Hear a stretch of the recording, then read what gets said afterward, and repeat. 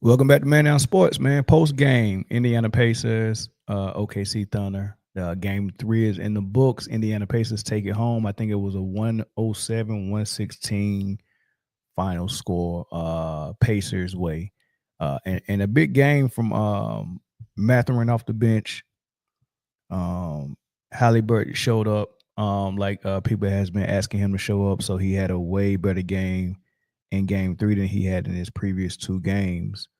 Even though he hit that game winner in game one, like you got to give him credit for that. For it seems like it's not like he's shrinking in the moment. Those games he was having that seem underwhelming to some people. It's not like he's shrinking in the moment. He's trying to play within the game plan. I mean, he's been a coachable player, and he's not trying to take himself. Because when you sit down as a coaching staff and you come up with a game plan and you trust that coach and that's worked all season, especially the second half of the season, and it's worked all playoffs and it got you to the finals. You got to trust. You got to trust the process. You got to trust. And you heard Rick Carlisle saying that in game one. And some of the timeouts, man, just trust the process. Just trust it. Trust what we're doing. Right? Don't get desperate. So most of Halliburton's performances, especially in games 1 and 2, it looked like he was trying to let the game come to him. It looked like he was trying to not force it, and it looked like he was trying to play within the game plan and know when it's time to attack. And I kind of spoke about that a little bit in the post game one for sure. As y'all come in, make sure y'all hit the like button. I might open the phone lines up for this one as well. I won't talk long, so I'll let y'all come in here and give y'all thoughts on what y'all seen from the game. A very physical game both ways. As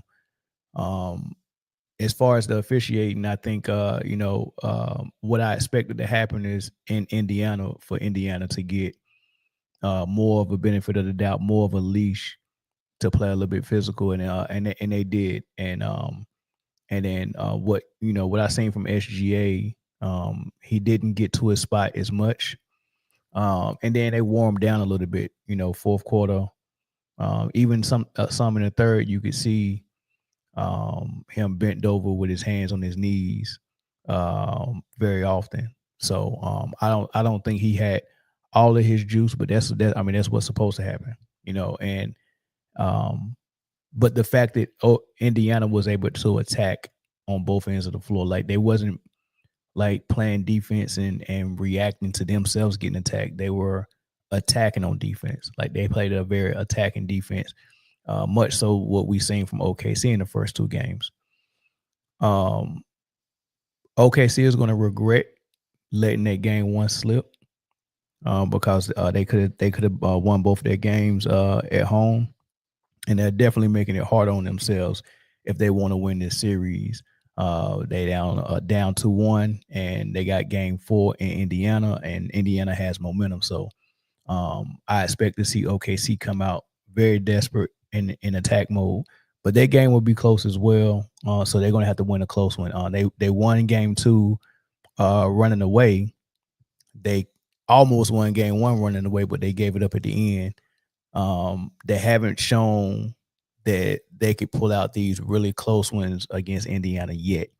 And that's what they need to do. Before I get started and looking at this box score, let me remind you what my predictions was for this series in the post game after game 1. This is what I said after game 1. After Indiana won game 1. Remember, I did a pregame before game 1 and told you Indiana would get that game, that they would steal that game. It was really important for Indiana to get that game to draw interest in this series because everybody thought it was an overwhelming matchup for Indiana, and it was just outmatched. So it was really important they get that first game to make it a series. So the officiating is going to be catering to kind of what they want as far as NBA, as far as Vegas and all these things, right? This was my prediction before after game 1. End of the day, I already knew this was going to happen. I already knew they was going to lose game one. They'll probably win game two. They'll probably lose game three in Indy, and then they'll win game four, and then they'll come back to OKC tied at 2. Right, and when they come back to OKC tied at 2, they'll take the 3-2 lead, and then they go back to Indy to close it out, and they will close it out. I don't think this goes 7. They ended in 6 on Indy's floor, but it'll be a 4-2 finals win for the OKC Thunder. All right, so that was my prediction. We'll see how close I am to it. So far, I'm 100%. Right, so far I'm 100% on.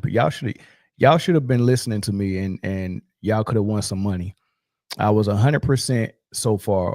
In 3 games, I'm 100%. So game 4 in Indy, if OKC comes out there and wins, then I'll still be 100% after 4 games.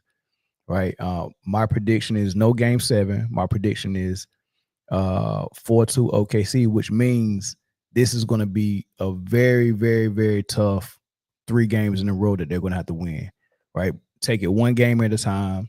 They get this game 4 and get the split, just like Indiana got the split in OKC. They're both going to split those games, come back to OKC, tied at 2. The series is 0-0 again, and it's like hitting a reset button, right? So now we're 0-0 again. You win your game on your home floor, and you go up 3-2, and now you come back to Indiana and you got that gritted out.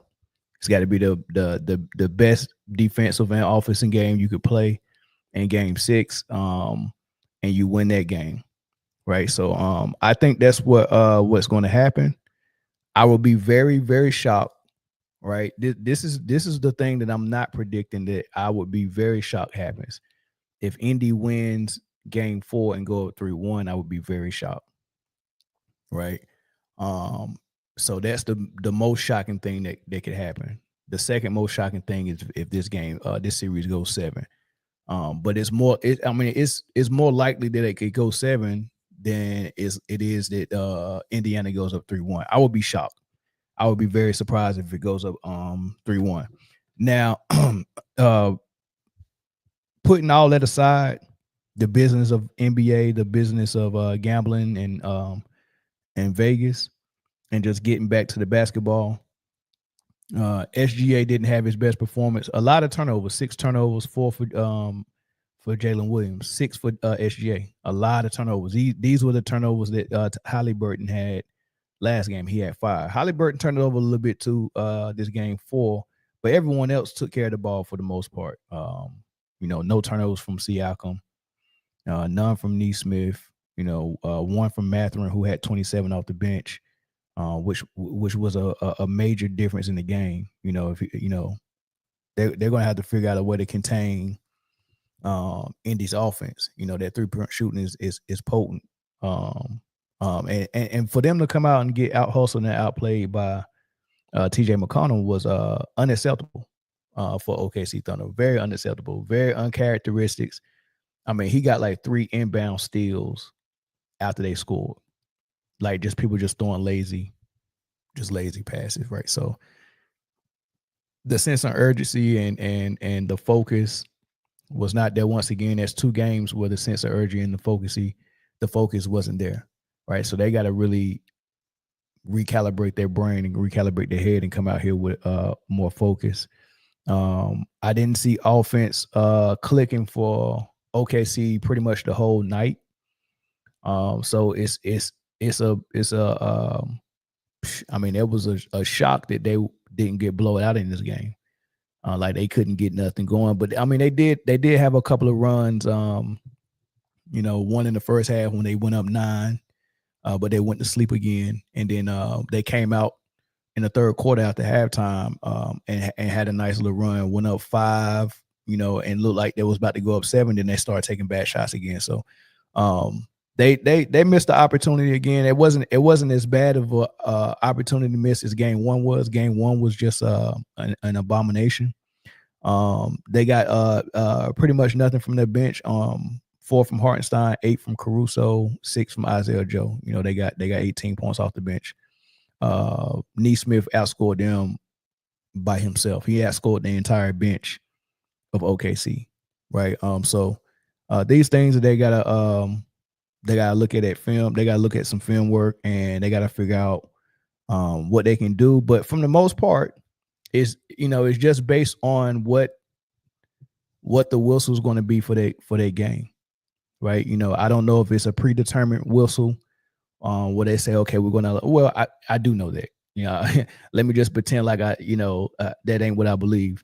It is a predetermined whistle on what they're going to allow and what they're not going to allow, right? So it's you can somewhat say, both teams do have a huge say in what happens on the floor, but the parameters are set on what they, what kind of game they will be able to play. What they're going to allow, what they're not going to allow. So they allow more physicality on the Pacer side this time, and the 2 games in OKC they allowed OKC to be more aggressive defensively. You get what I'm saying? So those things seem predetermined. Indy was able to win a game where OKC was able to be more aggressive. So now OKC is going to have to come out and show that they can win a game that is tilted to advantage Pacers, right? So that's my thoughts on that, man. Let's hear some of the post game. This is SGA. This is what I like about SGA, and I like players, teams, and coaches that act like this. After a win, they at this level. They're not too high, and they're not too low, right? After a loss, they're at the same level, not too high, not too low, right? So they're at the same level, and then when they start asking those questions, I love when they're not too talkative. Where I hate a player that gets up there in a game 1 or a game 2 post game, and the journalist asks them about schemes and how they're defending this player and all this stuff, and they just start saying, well, yeah, we trying to do this and blah. Like, I hate when people get up there and just give information away like that, right? Now there are some coaches that are very smart and experienced at how they do their post games. Those coaches, Rick Carlisle is one of them. Those coaches, when they ask questions like that, like last game after the loss, they were asked Rick Carlisle about SGA. Your job is to give this guy, when they asking this guy, giving him a ton of credit, to praise him, tell him he's great and all these things. There's nothing we can do. He's unstoppable. We can just hope he miss shots and all that stuff. While on the other end and behind closed doors, you're gearing up on exactly how you're going to key in on him and stop him, which is what happened. Rick Carlisle was asked about SGA. Rick Carlisle said, as soon as he gets off the bus, you can just mark him down for 30. He's great. We can't. How do you guard him? Yeah, you say all of those things, but that don't mean you have to actually mean all those things. Even if you do mean it, that doesn't mean that you don't believe that we can stop him, because you're actually going in there game planning and telling your team exactly what we're going to do to stop him. Whether it's get more physical with him, or a game plan like tonight where we're saying we're going to put 2 good defenders on him and keep both our defenders fresh, and you're going to give 100% of everything you got guarding this dude as physical as possible. Use your fouls. Don't waste any fouls. All of those things. Don't put them on the free throw line, but still use your fouls. And then when you get tired, ask to come out, and I'm putting another guy on there, and you guard him 94 feet the whole game. This should wear him down by the 4th quarter, right? So what OKC is going to have to do if they want to kind of counter that is, and they have the capability of doing it, OKC is going to have to take SGA off the ball where he's not constantly in a tense and hostile environment, bringing the ball up court against all of that pressure and that defense and physicality, and then have to start at the half court to run the offense. Like other guys are bringing it up and they're not pressuring them. This game plan of 90 foot, well, they're actually picking up 94 feet, but they're not pressuring the same way they're doing SGA. So, but they would love for them to take the ball out of SGA's hand, because that'll give more opportunity for somebody else to have to make a play. So that could be playing right into their hands. But you have to figure out a way where when he's getting wore down and tired, you bring him off the ball a little bit, but you're actually running offense for him still, not just the normal bring the ball up court, SGA, you come get a handoff up top and run high screen and roll. Like you're going to have to go back in that post with SGA. You're going to have to come off a couple of off-ball screens in the catch and shoot situation, all of those things, right? So it don't have to all be high screen and roll. The team that gets stuck into that, like that high screen and roll offense is something you do sparingly, especially in the fourth quarter, if it's close and you're running. You're not running like your whole offense. You're just taking advantage of matchups and mismatches and stuff like that. And you keying in on something. Yeah, you can run it then. But a heavy dose of full quarter of high screen and roll for your best player, and that's how he's getting most of his shot attempts. I don't like it at all. I don't like it at all. I like variety, and I like a superstar that can figure out what the defense is trying to do, and figure out how he's going to attack it. Sometimes they might put a guy on you that's trying to be more physical with you. Go ahead and take him in the post. It's easy. Take him in post and use that against him. It don't have to be against the dribble drive with high screen and roll all the time. It don't have to be that. As far as Indiana, yeah, they utilized the right formula tonight, man. So they're going to have to execute this again in game 4. That's what they're going to have to do. But here's SGA when he's asked about the game. He didn't feel like their strategy defensively on you changed much, but their execution, he felt like their force was more on point tonight. What did you see from them defensively, and what impact did that have on the turnovers, especially you had tonight? Yeah, they were aggressive. They were higher on the pick and rolls. They really were just, like Coach said, more aggressive, more forceful. Yeah, we gotta. Starts with me, but we gotta apply that pressure back. Especially if you want to beat the team like that on the road, you gotta be the more forceful team for sure. First right here on the left. Jay, you guys go in the fourth quarter up 5, then you're only able to score 18 in the quarter. You only got 3 shots up. What got you guys stuck in the mud, and what kept you from going individually in the fourth?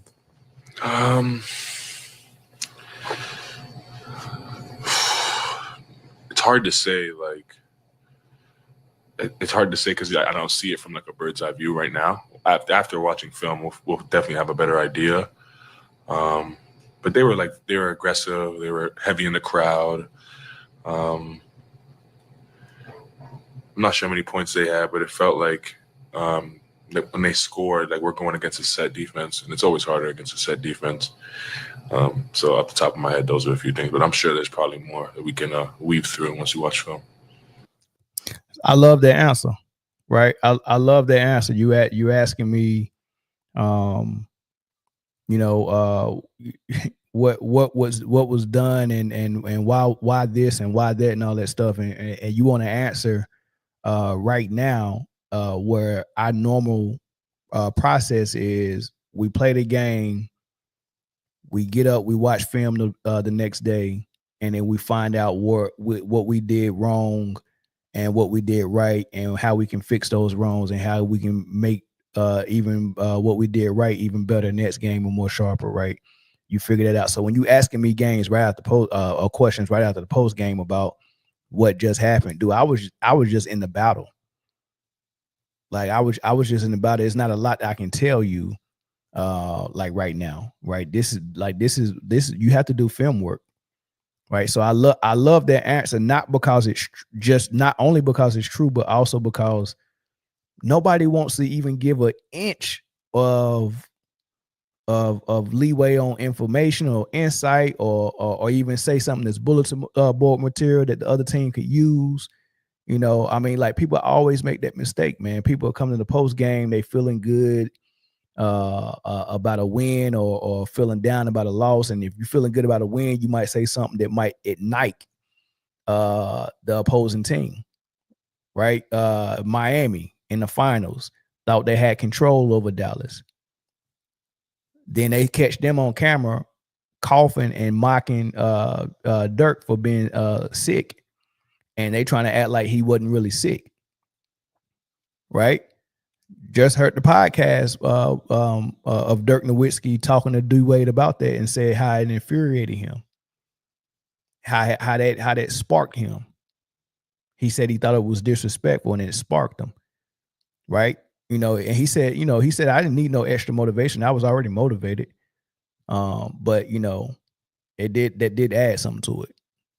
I mean, but that's a nice way of saying that. I mean, we all know when people do stuff like that, it's real motivating. It really and it counts for something. That spark counts for something when you spark somebody or get them bulletin board material. Kind of like when Dylan for Memphis called LeBron old.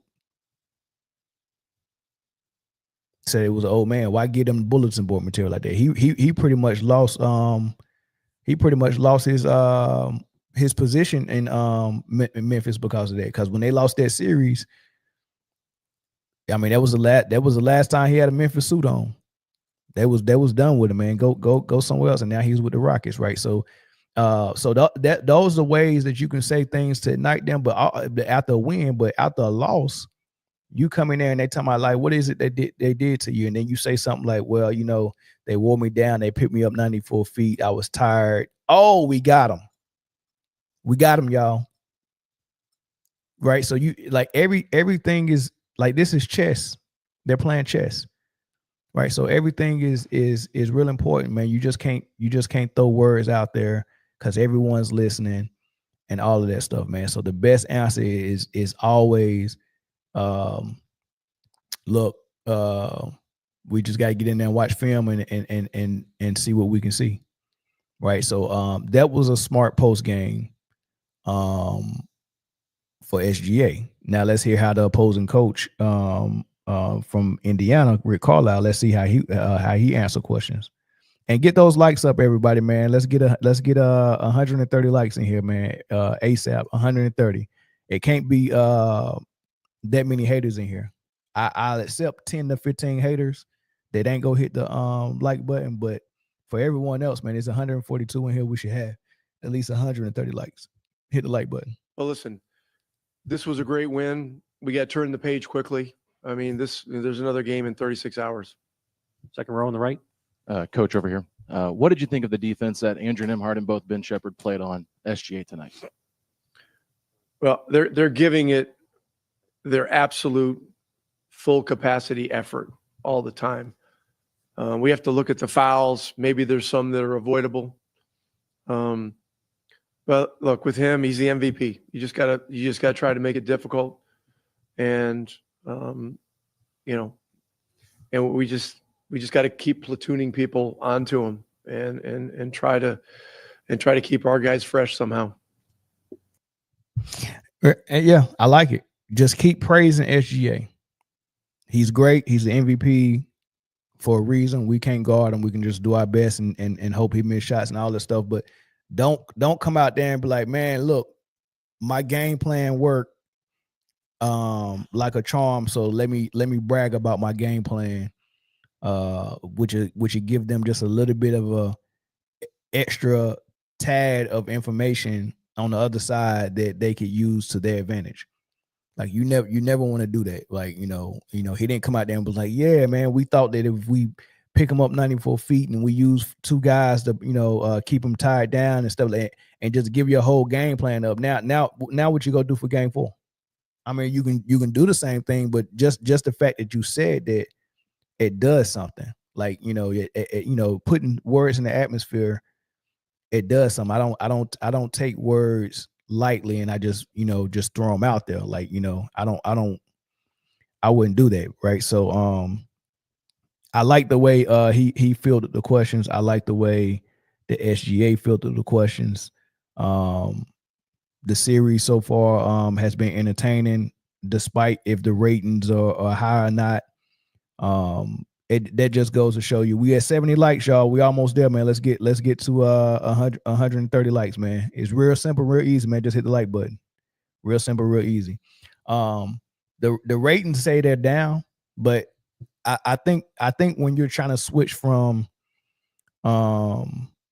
entertainment based basketball back to the pureness of basketball, there should be a drop off. There should be some fans that kind of drop off before we get back to real football basketball, and then some of the real fans that left come back, right? So I mean, the NBA will be fine, right? It just takes a transitioning period for what they've been providing us as entertainment in recent past, the last 10, 15, maybe 20 years. I say 15 years, the last 15 years, 10 to 15 years. What they've been giving us has been dragging the league down. And a lot of things that's supposed to be part of the fiber of basketball are not part of basketball in the NBA. Like, there's no that and no world should the post game not exist anymore. Like, that's a part of basketball that's very essential, right? So in no world should that not exist. In no world should the mid range be frowned upon and not exist.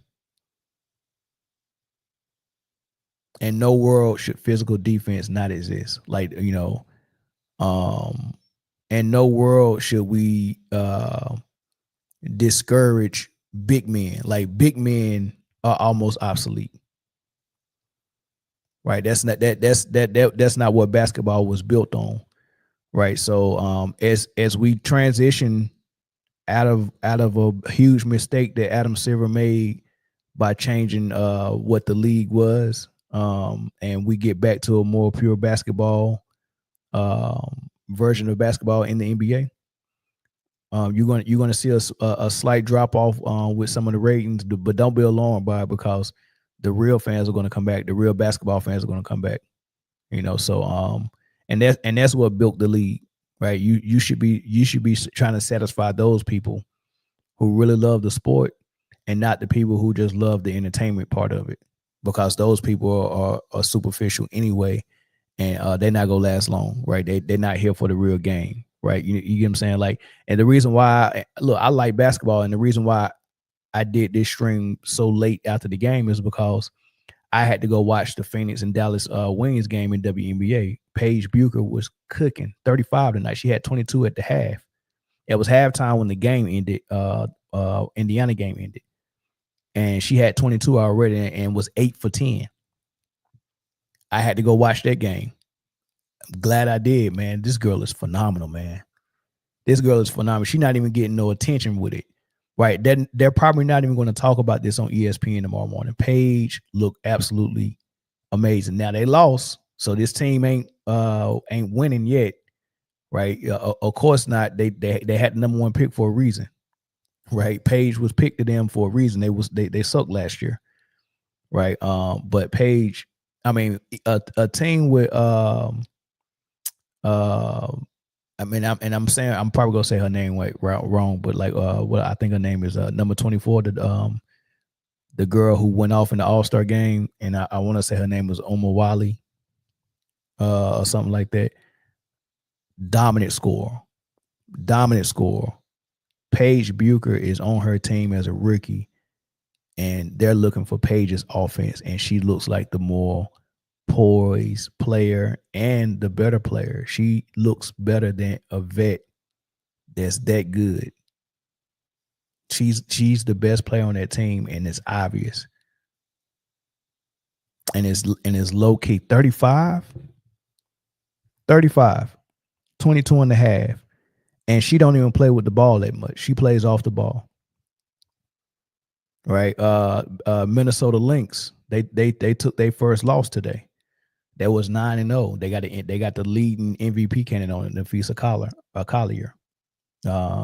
Nafisa is coming off a long playoff run. Well, first of all, Nafisa is coming off of half of a season, then break in the middle of the season to go play in the Olympics. Win gold in the Olympics, being one of the key members of that team, playing a lot of minutes. Comes back, finished the WNBA season off, goes all the way to the championship, loses to New York.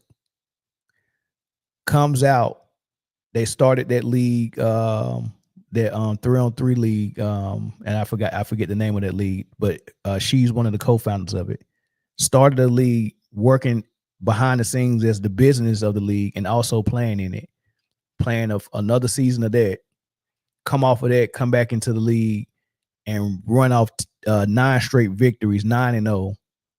And she was averaging 29. Unrivaled. Thanks, Cliff. Unrivaled is the name of that league. She was averaging almost 30 points, but it dropped off. Now she's averaging about 26, which is huge for the WNBA. 26, probably about 9 or 10 rebounds, probably about 6 assists. And then on the defensive end, she's a candidate for Defensive Player of the Year as well. She won Defensive Player of the Year last year. So imagine a player that's she's a Defensive Player of the Year type, elite defender. She's getting about 2 blocks and 2 steals a game, or 2 blocks and 1 steal a game this season. So she's still a candidate for Defensive Player of the Year and a top candidate for MVP with the best team in her league. She's going to run away with this award. But they took their first loss tonight. But I'm telling you, WNBA about to start cooking. But my whole point of bringing that up is I like basketball so much that I want to watch basketball, especially if it's good basketball. So I watch this game and go straight from there and start watching WNBA games. We got people that's in my chat that'll tell me I ain't watching no WNBA game. Do you like basketball, or is it something else you like? Like, because actually the basketball in WNBA is more enjoyable than this. Is the basketball in the WNBA is not as rigged as the NBA is. It don't seem like Vegas got their hands on the WNBA as much, right? I mean, think about it. The NBA will have a commercial and say this broadcast is brought to you by DraftKings. How is the freaking NBA game brought to you by gambling? Like let that sink in. How is a NBA game brought to you by gambling? And we know Vegas and all gambling in sports is heavily infiltrated by the mob. A sports league is being sponsored by gambling. It's brought to you by gambling. Like, just take off the name of DraftKings because we so desensitized to it. Don't worry about DraftKings. Don't worry about Prize Picks. Don't worry about the name because it's all cute. The logos are pretty colors. Purple for Prize Picks. Your DraftKings is like a nice little money green. You know what I mean? All of these good things. Shout out to Underdog. I don't want no smoke, but like, seriously, sports is now being sponsored by gambling, and gambling is legal in sports, and Vegas is heavily in play. And people bet their money based on what Vegas money line is. Like they're like gambling is sponsoring the NBA, and then they're telling you what the odds is for this team to win. And we just like, oh man, this is pure. There's nothing to see here. Like this is A-okay. There's nothing to see here. That's what we want to believe, right? So come on, man, let's not fool it. There is a reason why I'm 100% on picking this finals series so far. There's a reason why. As a matter of fact, for they already didn't even hear it, here's my predictions after game 1. Here's what I said. End of the day, I already knew this was going to happen. I already knew they was going to lose game 1. They'll probably win game 2. They'll probably lose game 3 in Indy, and then they'll win game 4, and then they'll come back to OKC tied at 2.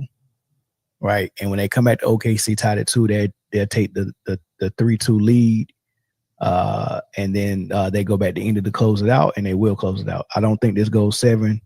They ended in 6 on Indy's floor. But it'll be a 4-2 finals win for the OKC Thunder. Yeah. So 100% so far. I call Indy game 1, OKC game 2, Indy game 3. And this is before I seen everything. I called Indy game 1 before the series started. And then after game 1, I said, oh, game 2 will be OKC, but OKC will lose game 3 in Indy, but they'll win game 4 and tie it up at 2. They'll come. I mean, it's right there now. And listen, if that happens, just remember, man down sports. But you never know. You never know with the NBA, and you never know with Vegas. I mean, they could have something else cooked up. You know, so it's still guesswork. I'm not trying to say like I know what's going on. I'm still guessing, but I'm guessing with the knowledge that I know there's heavy manipulation in these games. So when you keep that in the back of the head, like, you can still enjoy the sport. I still like basketball. Like, what the NBA is an entertainment business. They're providing entertainment to us, right? They're not telling us that they're influencing it like the WWE not even telling us they're influencing it. We just know they are. Like, come on, this is obviously scripted. Like, this is just, you know, like, everybody know the WWE is scripted, right? But just not admitting it leaves that little, you know, it gives you the opportunity to trick your own mind. You get what I'm saying? Like, I got a friend, my Jay. He's on the panel with us. He's been watching WWE, WWF his whole life. He loves wrestling. He wrestled in high school. He was very good as a wrestler, right? He know WWE is not real, but if you ask him if it's real, he'll never say that it's fake. Like, never. Like, that's the unspoken thing about fans of WWE. They never admit it, because if they say it out loud, then now it takes some of the joy away from them enjoying it. So you have to trick yourself a little bit to think it's kind of real for you to enjoy it. Because once you just thinking that it's fake, how can you enjoy it? Like, the suspense won't even work. It's the same thing with movies. You know what I mean? I know good and hell well if I say Candyman 3 times, that motherfucker ain't coming in the mirror. But when I'm watching that movie, in order for you to be scared of something on TV, you have to believe a little bit that it could be true. And you know that they sat in there's cameras all over the place in the room full of people, and this is a script. But for you to feel the fear, you have to believe it a little bit, right? So your brain is you're making your own brain play tricks on you, right? If you're watching reality show, Love and Hip Hop, or anything like that, that's heavily scripted. We know it's not real. We know the producers are forcing people to go fight. Hey man, how about you? Listen, how about you? I know you don't like her, but you know, for the show's sake, can you call her and schedule a meeting at this ice cream place so y'all can talk and try to hash it out? No, I don't want to do that. But listen, it's for the show. So they setting fights up. Oh, I know this guy. So they go in there, cameras all over the place. You know, come on, man. Like, we know reality TV is fake news. We know it's fake, but when you're watching it, you can't tell yourself it's fake because you want to enjoy it. And that's what sports is. Like, you hear someone say, oh man, sports is rigged. Then why are you watching it then? Then why are you watching it? If it's rigged, why are you watching it? They get mad at you. Because don't ruin it for me. I'm enjoying it. I want to believe that this suspense that they're building is real suspense. I want to believe it, right? And then if I believe it's rigged, like, how can I ever enjoy it? Like, I have to believe it's real to enjoy it. I don't. I can still enjoy it because I know basketball is real. It's just NBA basketball is not, right? So I can still enjoy the art that some of these guys are displaying out there. The shot making that these guys look like that's real. That shot making is real. The only thing that's changing is, okay, we're going to call the game this way, which is going to be advantage this team, and we're going to call the game this way, which is advantage this team. They're moving the sliders up and down on 2K. Right? You ever played like your little brother or your little cousin on 2K? And you know, since he's young, like I will mop him. Like as a matter of fact, one of my good friends, little cousin, well, he grown now, but when we was young, I think we were in high school, so he was like in elementary. Man, this dude, he used to come over there and stay with my homeboy for the weekend, and he brought this Dreamcast. That's when Dreamcast first came out. I think 2K was on Dreamcast first before it was on PlayStation. And this dude had a created player. He created himself on the Sixers. His Iverson was his favorite player. So his Iverson and his 6'9" point guard that had 100 everything. Then he would go and change the sliders up for him on everything for his team. And then he'll pull the sliders down on me and my homeboy and give us a disadvantage, and we had to beat him that way. He with a 100 overall player, Iverson, with the sliders up for him and the sliders down for us.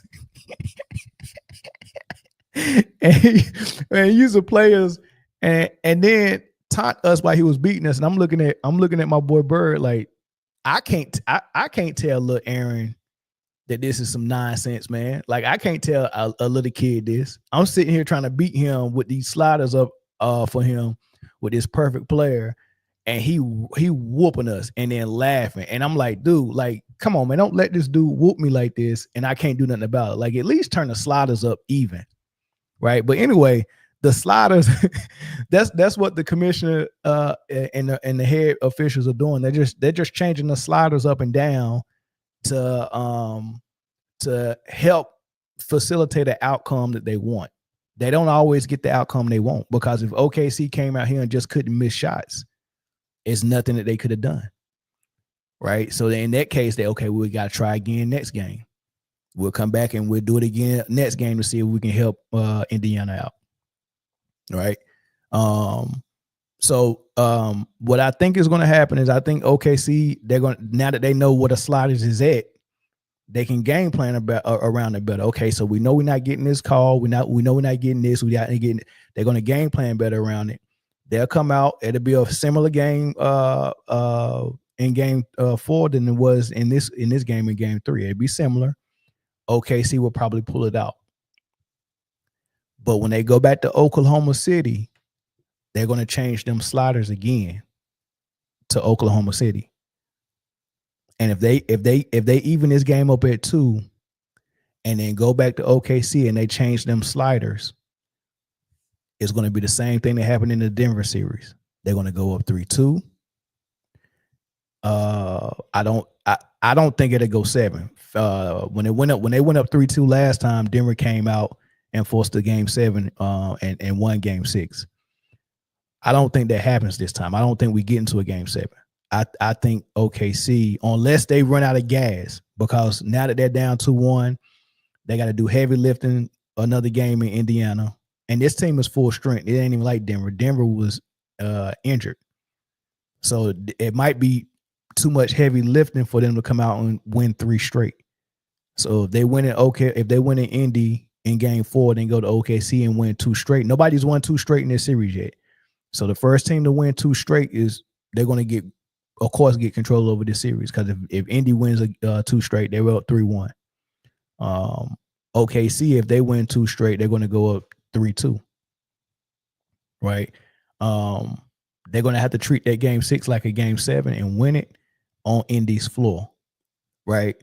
The only way I don't see that happening, if they tied up, so if this happens, if the front end happens, they tied up at 2, go to OKC, take a 3-2 lead.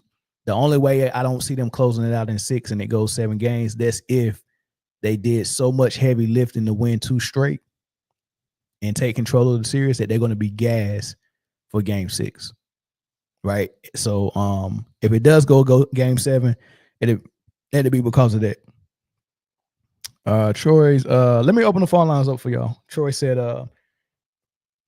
I think the rest can put their finger on the scale, but I don't think Indy got the memo, bro. Matherin for sure did, bro. Well, I mean, this game was supposed to be for Indy though. This was an Indy game. The next one, the sliders will still be toward Indy. Like both the home teams are both going to have the sliders tilted to their side. Indy was fortunate enough to win a game that there was favoring or giving OKC the advantage on. So that's OKC's fault. Now they have to do the same thing. They have to win game 4 with the help going to Indiana. They have to. If they don't, then they go down 3-1, and then we might be looking at Indiana Pacers as a champion. And that'd be interesting as well. Hold on, I ain't got my Bluetooth connected. Hold on, wait 1 second. I ain't even put the phone. Y'all memorizing this number? I ain't even put the phone number up yet.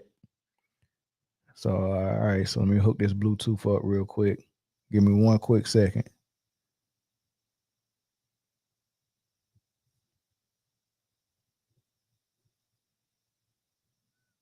I couldn't even remember my password to this daggone phone.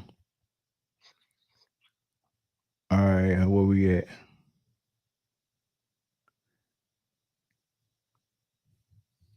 All right, can you hear me?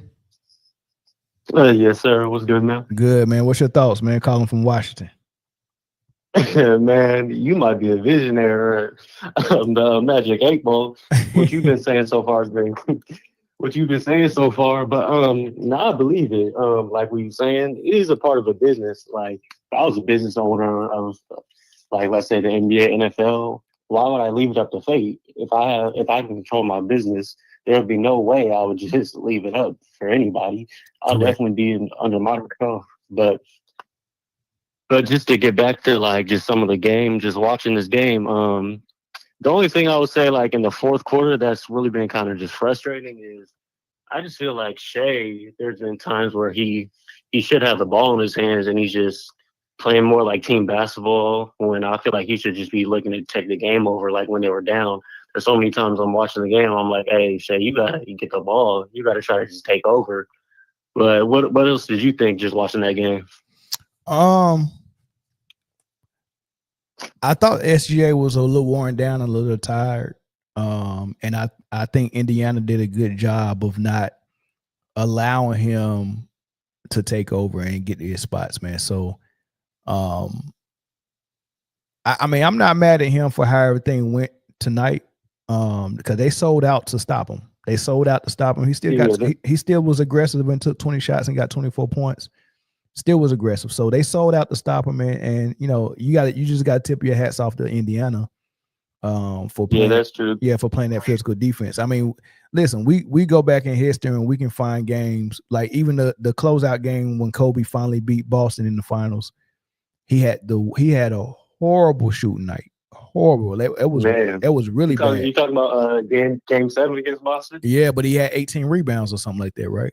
Man, yeah, he did. He was, I mean, to be fair, everybody that night, they were really, it was a bad shooting night for everybody. But yeah, Kobe, he did have around like 17, 18 rebounds. And I believe he gave up to Artest at the end and he hit the game winner. Correct. Yeah, So, I mean, so at the end of the day, just play basketball, right? You know, there's so many phases to the game. You know, even if your team is looking for you for points, if it's not your night, affect the game some other way, right? You just got to play basketball. You know what I'm saying? You just can't be a scorer. So I'm not mad at him. He was still aggressive, but you know, it is what it is. I mean, he got an opportunity to come out in game 4 and be a lot better.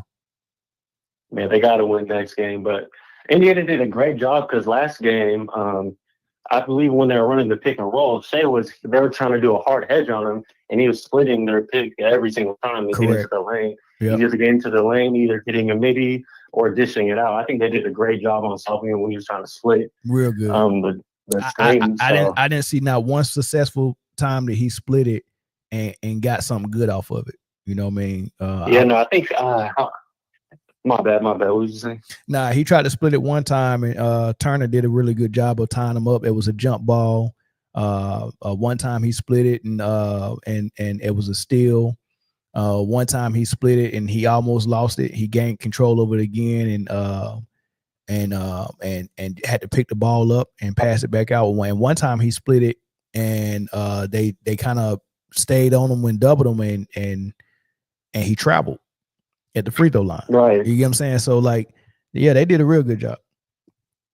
So so I would say for him, because a lot of the times he's getting the offense, and when he's getting the ball, a lot of times he's just getting at the top of the key. What I would like, since they're making that adjustment, is instead of him having the ball a lot, just play off ball and go down to like the low post. Correct. Like try to get a mismatch. Like if McConnell's in the game, try to like run off screen, see if you can get a switch with him. Correct. Or just anybody else. There's no way I'm letting McConnell get back in the game and not punishing him. McConnell cannot come back in the game for the rest of this series and ignite that bench without him having. The thing is, he be playing so good. No, I'm going. Hey, I'm putting. I don't care who guarding or who he's guarding. He's going in the post. 100% of the whole time while he's on the floor, he's going in the post. Exactly. So you're going to have to sit his little butt down and play Halliburton more minutes, because I'm not letting him come out here and hide on the basketball court no more. There's no way. Man, you got to do something with him, huh? But even like, what was it? Like he was getting like just so many just steals. Like, okay, see, they're just doing some boneheaded plays. Like when they're trying to inbound it, he was getting steals off of the inbound. I was like, but what is going on? 100% boneheaded. So, but yeah, I don't know if I should be rooting for TJ, because I'll be watching. I'm like, there's no way. TJ looked like he's a lawyer or something, or a dentist. And then I'll be his sister don't look like that. His sister don't look like a lawyer. Oh, they were so that. Oh no, his sister. Hey. Come here. I'd be like, should I be going for TJ, because he's probably around like 5'11", 6 feet. That's around like my height. I'm 6 feet 6'1". So heck yeah, root for basketball. Yeah, root for you got to root for TJ. He's a 6'1" dude in the league, but I'm like, dang, if he's in the league, why can't I get in the league? I'll be kicking that. So I'll be trying to like put him in the TJ can he could come to a court near my house and ball, and nobody would not know he was. You know what I'm saying? That's there's the NBA players that you're not gonna. They're on a completely different level. They are, but listen, they can. But people like TJ can hide though. Like, so I'm gonna tell you, like, I was in the Navy, so Navy got two ways where you can play some competitive basketball, right? We have an intramural league on every base, right? So every ship has a team. Like it's serious. Like every ship has a team, and you plan throughout the year, going to playoffs, tournaments. Like it's a big deal, right? It's so much talent on these carriers, because carriers got 4,000 people on it. Out of those 4,000 people, man, it's like so many hoopers that, oh man, I wasn't smart enough to go to college, or I got in trouble, or whatever. I mean, it's some hoopers in the military. But anyway, I get this Navy officer that just checked in, and he was like, man, do you hoop? I was like, yeah. And I was like, man, we got a game tonight. You can come get on the squad. Just give me your information, and I can get you on the roster.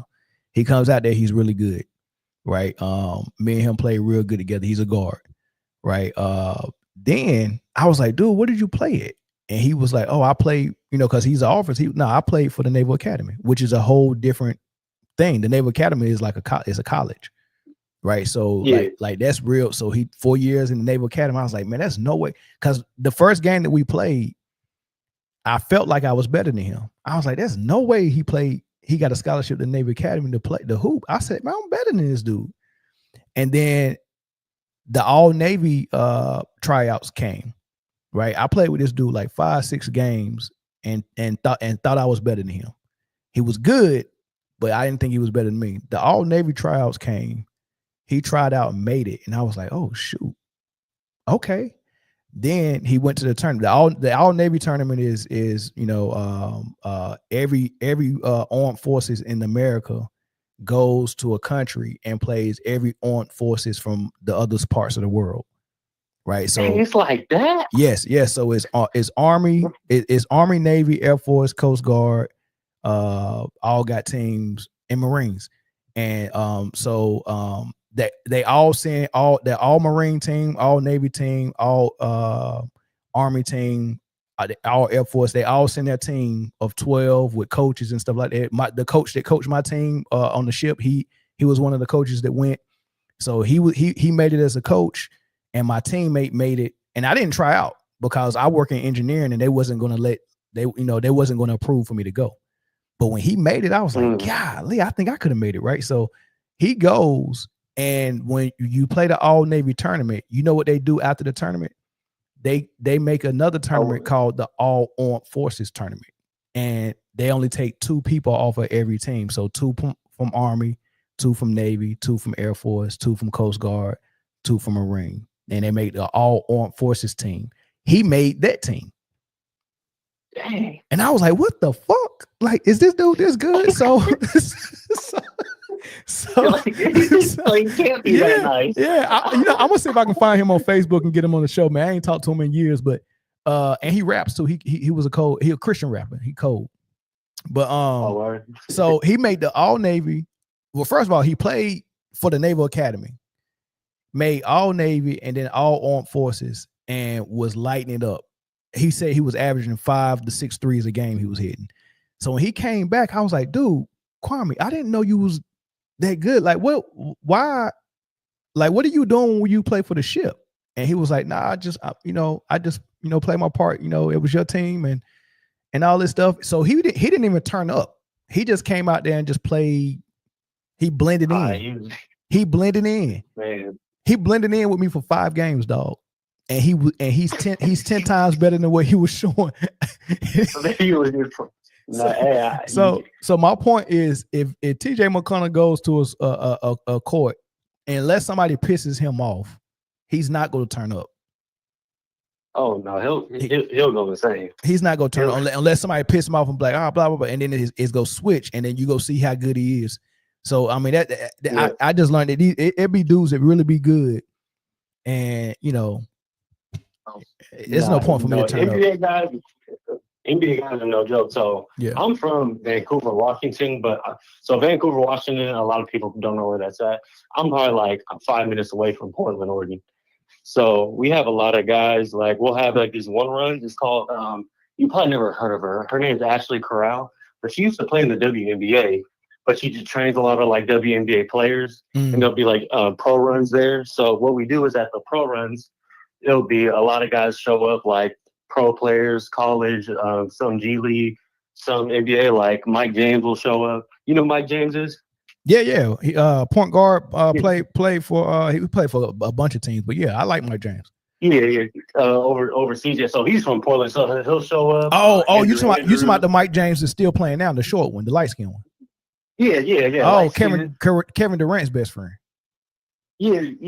Okay, we'll have, these runs in Vancouver, the Ashley runs, like he'll show up like another guys, and so I'll go and it'll be me, but a lot of other guys are like pro players and like college players, and it's like when you play against like the league, like G League college guys, totally different. Or pros, it's just you just have to hope they miss. What the heck y'all doing in Washington lately, man? Y'all got Michael Porter Jr. coming out of there. Y'all got what's my man from Duke that plays for Orlando Banchero? Oh, Paulo. Yeah. What's going on in Washington? We got Paulo, DeJounte. We got a lot of one of my boys. He's in two of them. They were in the G League. And I'm not trying to throw no shade on Bronny, but I'm like, can my boy get a call up? Like, he's trying to make it up too. Yeah, that's crazy. We kind of underrated. We have a lot of hoopers here. Yeah, for sure. But it's not even like people don't understand like the level of NBA guys, and not even like there's levels. There's even D1 players. Yeah, and then overseas, and then the league. Like, So I remember coming out of high school. I thought I was, coming out of high school, you don't really know nothing. yeah, And the first time I played against this overseas dude, he's from Vancouver. He plays overseas. His name's Nick Ravio. And so one of my trainers, he was like, "Hey, Neil, I have my boy Nick come in. He wants to like train with you, and then y'all can like run twos after." So I was like, "All right, cool." And when I tell you, he was killing me. Like, I was getting so mad, like talking crazy, and he was making it look easy. Like yeah. he was getting the rocks. It's one dribble, 1-2 dribble, just pull up over me. I'm hitting his hand on purpose. He's making everything. Like, I'm getting so mad. I'm talking shit. I'm like, "You're not even like that." He's not even saying a word. He's just laughing. Yeah. I'm like, and then when it gets bad, when like somebody's killing, and then your teammates are like, "Hey, you trying to switch?" I'm like, "Nah, fuck that." Yeah, Like, I hate when somebody do it. First of all, if you go say that, don't say it where everybody can hear. Like, don't do that because I'm like, the thing is, my teammate. I'm like, bro, like your defense is worse than mine. Like, he's gonna kill you. Like, if he's killing me, like he's really gonna kill you. Like, it's one of those. Like, I'm getting aggravated, and when you play defense so hard, when he finally misses, I get the ball and I'm tired. Like, I can't even score at this. That happened to me before on the Air Force Base, man. That was a kid that came in there after his first year of college, and just that 1 year of college, put him ahead of pretty much everybody that was on the base, and it got so bad. I had to come to him after the game and be like, "Hey, man, what was you doing?" Like, because I was like, "What was you doing?" Because I couldn't figure out how he was beating me.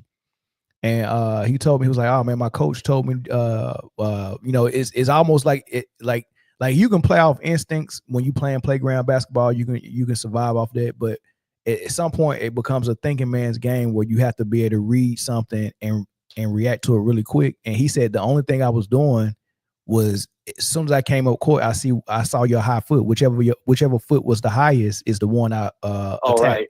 He was just attacking my high foot, and that split second of me having to change and switch my hips around after he attacked my high foot was getting me off balance, and I was at his disposal. Then he can counter, he can step back. He was just getting so many. He wasn't even getting layups because I was recovering really good because I'm quick. But it was just that every time he went in and I reacted to it, he was able to get a step back jump shot, and I was like, man, like I wasn't even able to get my hand, but it was all based on him coming down and seeing which one of my feet were the highest, and he was attacking my my high foot. That's all he was doing. Yeah, nah, it is. A lot of it is just when you're reading the defense. And one of the things is I always wanted to call like on a full panel Friday, but I just never catch y'all really live. But I wanted to talk to, because you know how Dom, she be talking about SGA's push off, which is understandable, but great offensive players, they do something, like whether it's illegal or not, to get open. So like for me, I'm like a 6'6" guard, and I'm not really that big. I'll probably weigh like around 160. So when I was growing up training, there's like certain things when you like read the defense, and let's say like you have a step over and like they're playing real aggressive, like you will go and just like do a little light push off or like snatch back just to create space to get your shot. So when she says SG does that push off, I'm like, I mean, really, we're trained to do that. Like, don't do it where it's the refs see it's obvious. Yeah. Like, you do a little like right push off when you go into the lane. Like, you give a little like light shoulder check, like to get the knee off. And look, and that's why they're not calling it like that, because everyone understands that. First and foremost, when the defense is doing one or two things, right? When SGA is driving to the hole, they're putting their hands in the cookie jar, or they're pretty much putting their hands right on his abdomen or somewhere on his hip, right? Just to try to defend him and slow him down from blowing by them, right? So that's already illegal on the defensive part. But if the referees are going to allow that off my dribble drive, what do you want me to do? You want me to stay honest and not do anything back?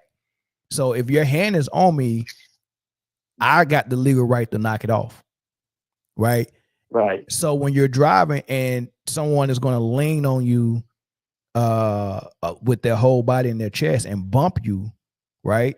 And you're expecting that bump, I have the right to put my forearm up when that bump's coming, right? And so when and even if you don't use your arm bar, when you're dribbling and you just do the shoulder bump, all it is helping you get your your balance and momentum on that step back, or either get him off balance a little bit because he's on you.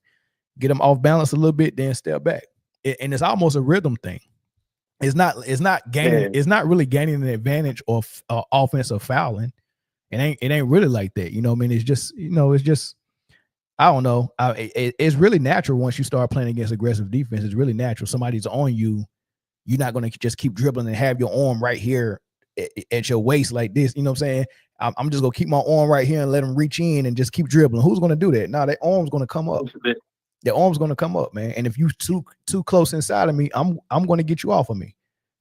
Perfectly fine with me, especially in playoff basketball. If you're going to allow more than that on the defensive end, if the defense can do all of what they're doing, but the offensive player can't do a little push off, I'm not, I'm not cool with that. But Exactly.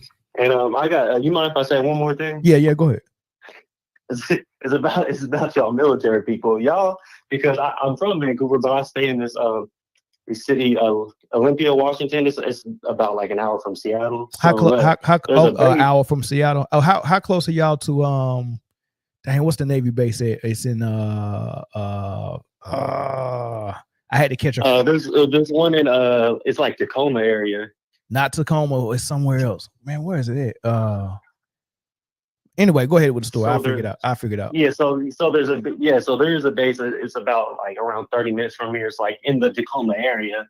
So, and then there'll be some military guys. They be coming to the LA out here or whatever, and they were old hoopers. And so y'all playing against the military, y'all dudes is just bodybuilders with dumbbells, and then y'all just, that's all they do. Hold on. That's not all of us. Hold on. That's not all of us, right? That's not all of us, right? Hold on. First and foremost, if you want the hoopers, you got to come on the East Coast. You for the hoopers, you have to be in. You say we don't got West Coast hoopers? No, I'm not saying that. I'm saying the people that join the Navy from the East Coast are, it's just different from the people that join the Navy from the West Coast, right? But in Virginia, on those bases, I've seen the most hooper. First of all, Virginia is our biggest base, right? Our biggest base is in Virginia, so we got more people there. We got more ships there, so it's gonna be more people to pick from to be good players. But on top of that, if you think about all the good guards, point guards, shooting guards, New York, North Carolina, Florida, we got a lot of really good guards. I mean, that's why North Carolina and Duke stay packed with nice guards, right? So the East Coast got a lot of nice hoopers. So Virginia is gonna be what the best run is gonna be at. As a matter of fact, when the all Navy scouts come out, the tryouts is held in Virginia and Florida. They do 2 tryouts. Gotcha. They might do one West Coast, but I don't know where they do it. But they do 2 tryouts on the East Coast because they're going to get most of their talent from the East Coast, right? So that's number one. Number two.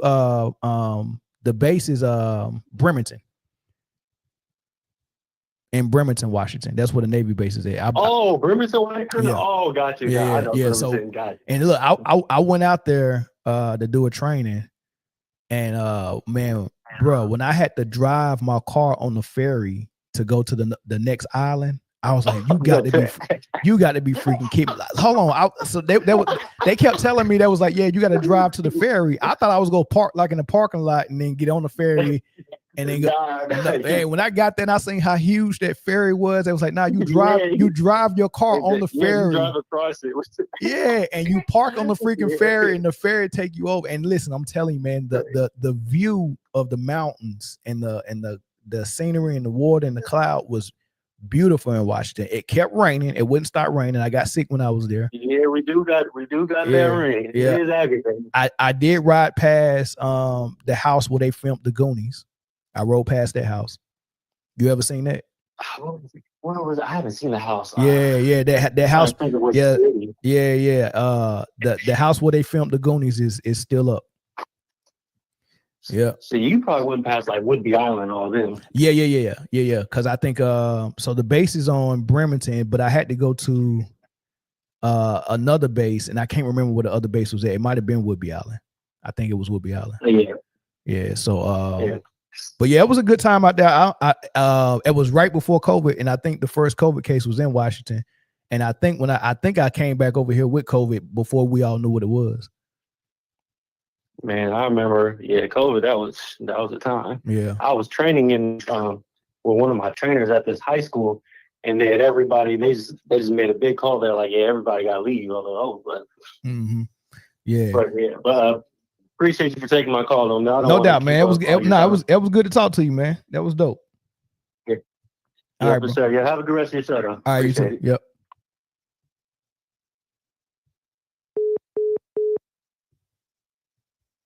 Yeah, we can take another phone call, y'all. But yeah, Cliff, the Navy was like that, man. All Navy. Man, I wish I would have tried out. I never went and tried out, man. Supposedly, my coach though, he always told me, nah, man, it like this you supposed to be on this team, but I never tried out. Dang, I wish I would have though. Because what they do is they go to a different country every year. And so you get to leave your ship. You get to leave your ship for like, I think the tournament be like a month long, and then when they do the all armed forces tournament, it's another month. So you be gone for like 2 months, maybe 3 months. I think you're gone for like 3 months. But it's in a different country every year. And I think when my friend went or my teammate went, I want to say it was in Italy. That tournament was in Italy, and they lost in the championship. But he made the all armed forces, and he went to play in that tournament. That's why, because I was waiting for him to come back. I thought it was gonna be like a 45, 60 day. He was gonna come back, and he didn't come back. And then when he came back, I was like, why was you gone so long? And that's when he told me about the all armed forces team, and he made it. And I was like, I didn't even know they did an all armed forces team. You know what I mean? So, but yeah, they got all Navy wrestling, all Navy softball. I played with a lot of really good softball players. On Full Panel Friday, when you see Corey was one of the best baseball and softball players I've ever seen in the Navy. And I played on his team because me and him was on the same ship. I played on his team. He could have made all Navy if he went out, but he didn't, because football was his passion. So he always played semi-pro football, or wherever base he was on, he'll find a semi-pro team out in town and he'll play for that team. He was a quarterback, but we're talking about baseball. He can hit anything.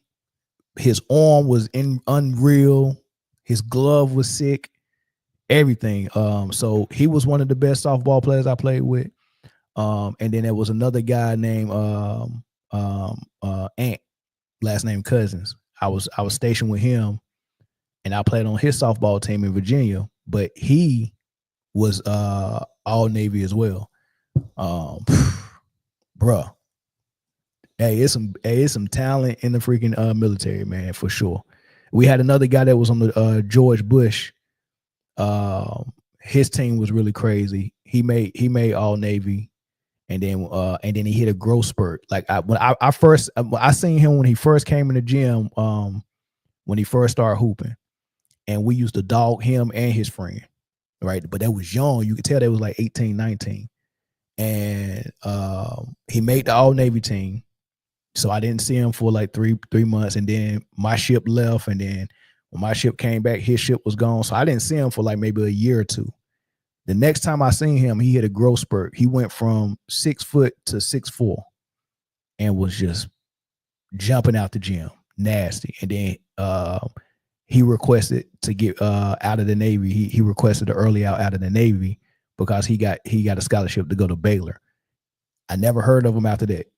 Right. I didn't see him on TV. I don't know if he made the team. I don't know if he flunked out.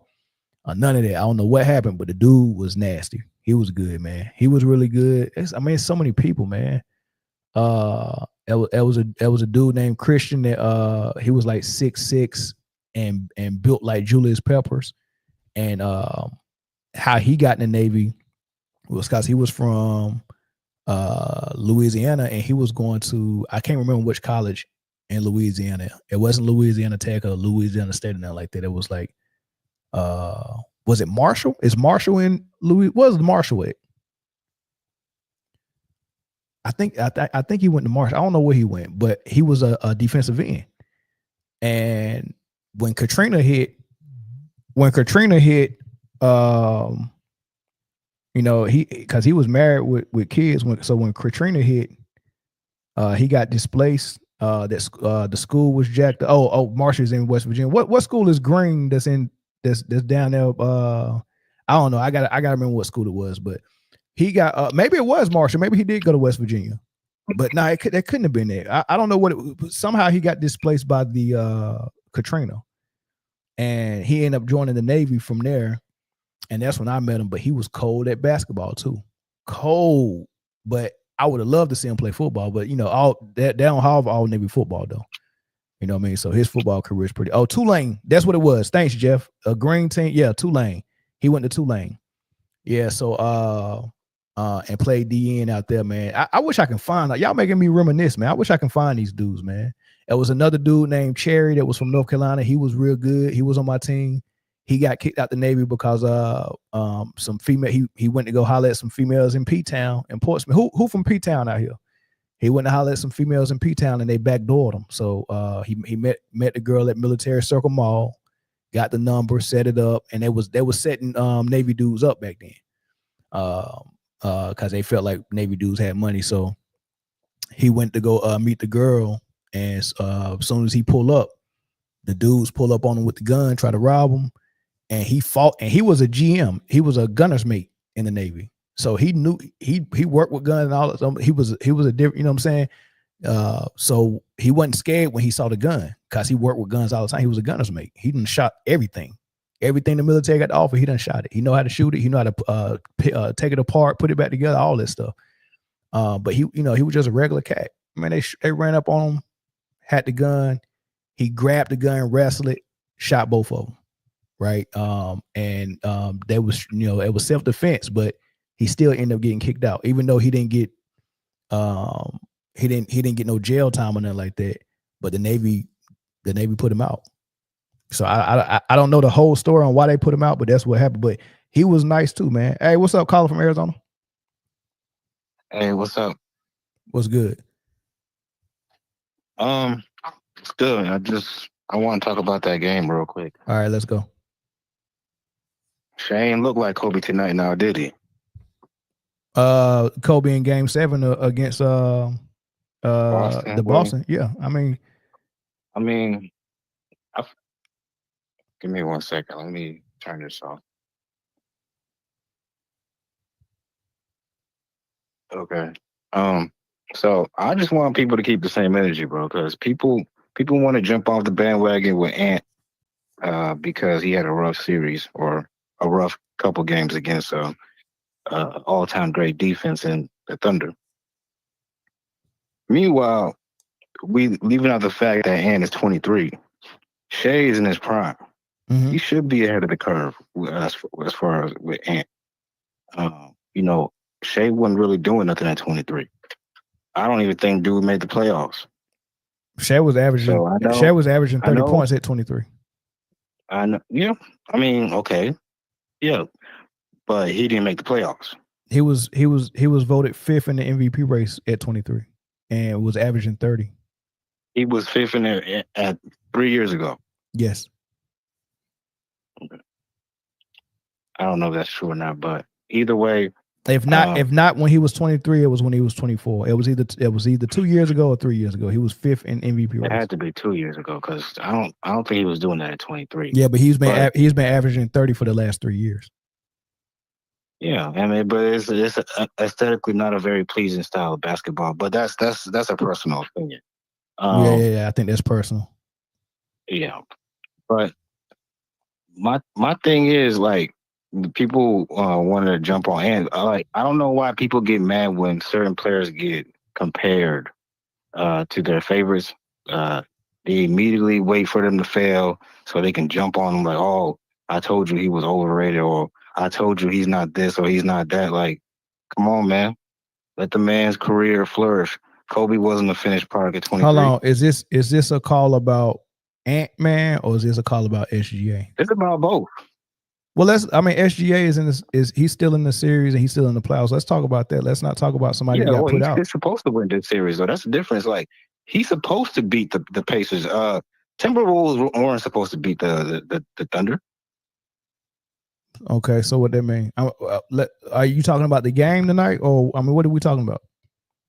I'm talking about. But I think we already settled. Game, I think we already settled the Ant and Shea thing. Ant is not as good as Shea right now. No, I don't think it's settled yet because the story is not written. No, it's settled. It's settled for this year. Look, we can start. We can have the conversation starting again next year. But the SGA and Ant-Man conversation is over until next year. We can have it next year. I don't even know why we even talking about Ant-Man. Okay, another thing is, this is not even about Ant and Shea. Ant can't be the face because, or the reason why people putting him in the conversation as far as being the face of the league and not Shea. I think the answer to that is pretty obvious. Okay. Shea doesn't have the game to be the face of the league. Okay. He doesn't have the personality to be the face of the league. In order to be the face of the league, you have to be where either kids want to be you, or emulate you, or just something spectacular where people will pay tickets to come see you play. And Shea doesn't have that. Allen Iverson had that. Steph Curry, to a certain extent, had that. LeBron had that because he's a high flyer. Same thing with Michael Jordan. Shea doesn't have any of that. Okay. And even Kobe, to a certain extent, has some of that. Okay. So that's why he can't be the face of the league. And same thing with these other foreign guys. Jokic, I mean, people say, "Oh, you got to win a championship first before you become the face." If that was the case, actually, no. The better argument was, "Oh, it's because we want an American." If that was the case, Jason Tatum would have been the face of the league because he won a chip last year. Did he not? Yeah, he did. Why isn't he the face of the league? It's because he don't got the juice. Plain and simple. And Ant-Man does? Yes, he has all the ingredients that the past guys have had. He hasn't, obviously he's not a finished product, but he has the most to work with as far as somebody that could be the face of the league. Someone the league should want to be the face of the league, to be honest with you. Maybe I'm biased in that standpoint, but that's the guy you'd want to be the face of your league because he can bring the casuals. I don't think a guy like Shea can bring the casuals. Yeah, but I think we're trying to weed the casuals out. We don't want them no more. No, you want the casuals. No, we that's don't. How Michael Jordan made the league.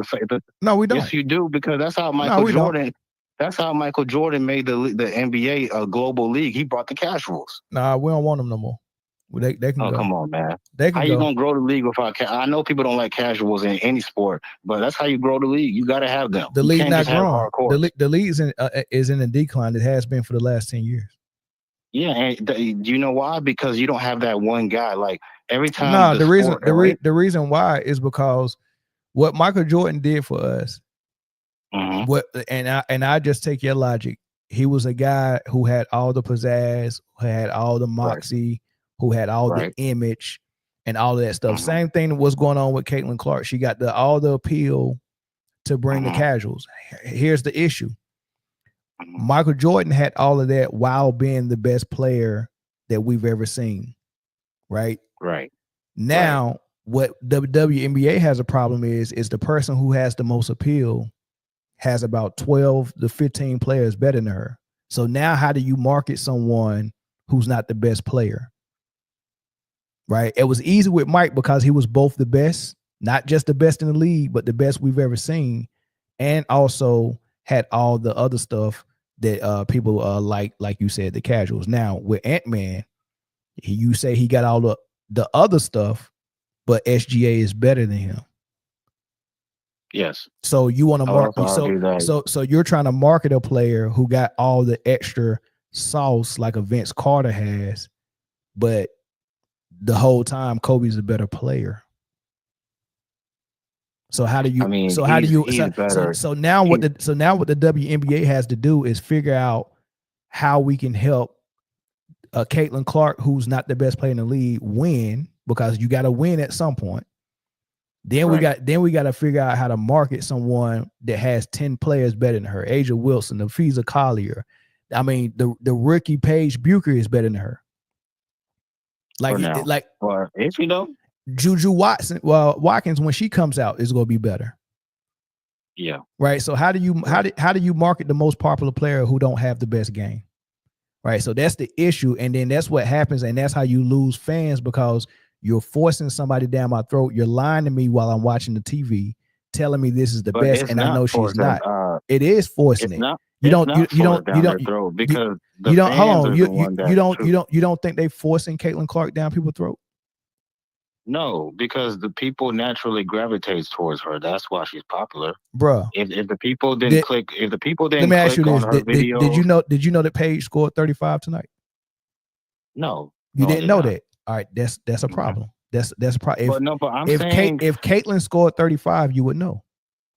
Of course, but I'm saying that the people that determine who gets the attention, and people, which people though. That's my problem. Which people are the casuals that don't like the casuals, the fans, right? Whoever but listen, these people are. But do the casuals like basketball, or do they like something else? I mean, they probably like it for other reasons. Right. So they're called casuals for a reason, because they don't like the sport. They don't like basketball. I mean, for whatever reason why these people tune in to watch this girl, it's good for the WNBA. Yeah, basketball and WNBA is two different things, right? Like the WNBA is not basketball. Basketball can be played anywhere. I just talked about all Navy basketball. Yeah, basketball is in the NCAA. Basketball is in the Big Three. Basketball is overseas. Basketball is in college, high school. Basketball is huge, and it's bigger than the NBA and the WNBA. WNBA is taking a version of basketball like WWE is taking a version of wrestling and turning it into entertainment. And everybody that likes basketball, like, do you think all wrestling people that like the people that watch Kurt Angle win the Olympic gold, those wrestling people, do you think they watch WWE and respect it as real wrestling? No, they're watching for entertainment. They want to see tits and ass. They want to see girls come out there with thongs up their butt and fighting. They want to see The Rock say, if you smell what The Rock is cooking, and Rock bottom somebody and all that stuff, and Stephanie McMahon gets smacked in the face. They want to see all of that stuff. It ain't about the wrestling. It's about that's part right. This is my part. This is my part when it comes to basketball. Mm-hmm. They're trying to sell us that this character of Anthony Edwards or Caitlin Clark, whichever one you prefer in this situation, is the best we have to offer, but we can sit and watch that he's not or she's not. I mean, I don't think he's being marketed as the best. Yeah, but you just now said that. You just now said you wanted him to be marketed. What? Hold on. How do you market the face of the league if he's not the best? I mean, you can low key, you can be the face of the league and not necessarily be the best player. Hold on, let me turn this light on. This light is cooking me like rotisserie chicken. Hold on. There was a time for a little bit where Allen Iverson was the face of the league. He wasn't necessarily, just for a little bit though, but he wasn't necessarily the best player. You know, all the kids wanted to be like AI. So you don't necessarily have to be the best player to be the face. Or when was AI ever the face? Probably, I was saying for a short period, probably like around 2003. Really? It was either him. It was a combination of guys. Him, Kobe, Shaq. But he was definitely one of the faces for sure. I mean, some people will argue Michael Jordan's still the face of the league. In 2003? Oh yeah, he was still with the Wizards. No, even now. Well, yeah, I mean, yeah. They say he's still the face of the league. But my point is with like the entertainment factor, like people want to see crossovers, people want to see dunks, people want to see people like who I want to see basketball. I like what I'm seeing from SG. I love it. Like I get excited. Like when I used to see Rip Hamilton run off of screens and catch and shoot from the mid range, that was exciting to me. When I used to see Reggie Miller run off screens and catch and shoot from three, that was exciting. Ray Allen shooting was exciting. Ben Gordon when he got hot against Boston was exciting. Rondo was exciting to me. I mean, Tony Parker was exciting. Tim Duncan hitting bank shots was exciting. Okay, now you're going too far. Tim Duncan, bro, ain't nobody trying to see all. Are you serious, bro? Watching Tim Duncan at Wake Forest was a thing of beauty and art. Like I can appreciate Rasheed Wallace dunking at Carolina and dunking on Duke's head, but I also appreciated whenever he played Tim Duncan, he couldn't stop his up and unders or whatever post moves he was giving them at the time. Like, I fell in love with those post moves. Elijah Wine fadeaway baseline off of either shoulder. Very sexy That's to me. fair. No, That's fair. when you really like basketball, that stuff, that the simple things really look good to you. So I don't need I don't need sugar sprinkled on my grits, or I don't need sugar sprinkled on my fruit. I like fruit. I don't need salt sprinkled on my vegetables. I like vegetables. So I don't need sugar sprinkled on my basketball because I like basketball. So, okay, well, then let's talk basketball. I think Ant has a higher ceiling than Shea. Okay, I wouldn't argue with that. That's good. I mean, if you think I would say I disagree, but the difference between the main difference between them two is the mid range. Okay, that's the main difference. Okay. And Shea is like a 50% mid range shooter, which is ridiculous, by the way. And Ant is not a good mid range shooter whatsoever. Once he gets to the respectable point of the mid range, he's already a better 3-point shooter.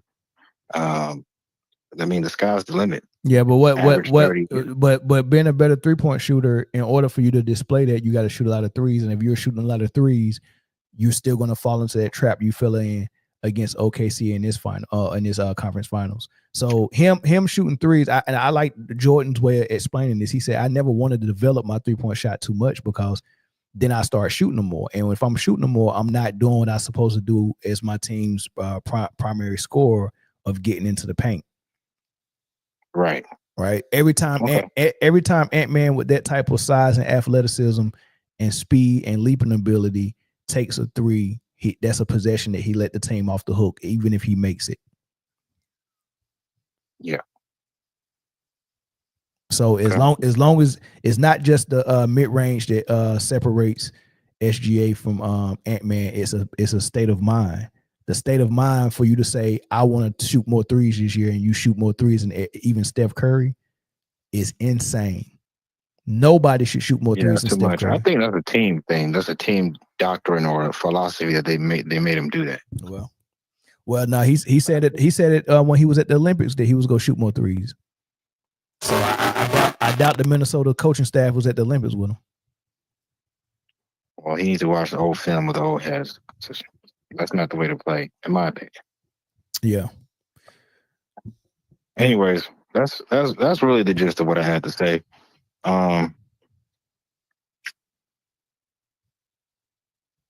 Yeah, that's pretty much it. But I appreciate you letting put me on. Thanks, bro. Thanks for the call. All right. Yeah, I'm not. Yeah, I'm not rolling. Yeah, Mel, you're right about that because today's game is ugly to me. Though it's coming along back to form. I agree. What TV shows or platforms would the new face of the league go on today to cross over the mainstream? Like, I remember Oprah in the 90s, the late night shows, Letterman, Arsenio Leno, Pat McAfee. They're going Pat McAfee show, y'all. Caitlin Clark, the league is going to be scared next year.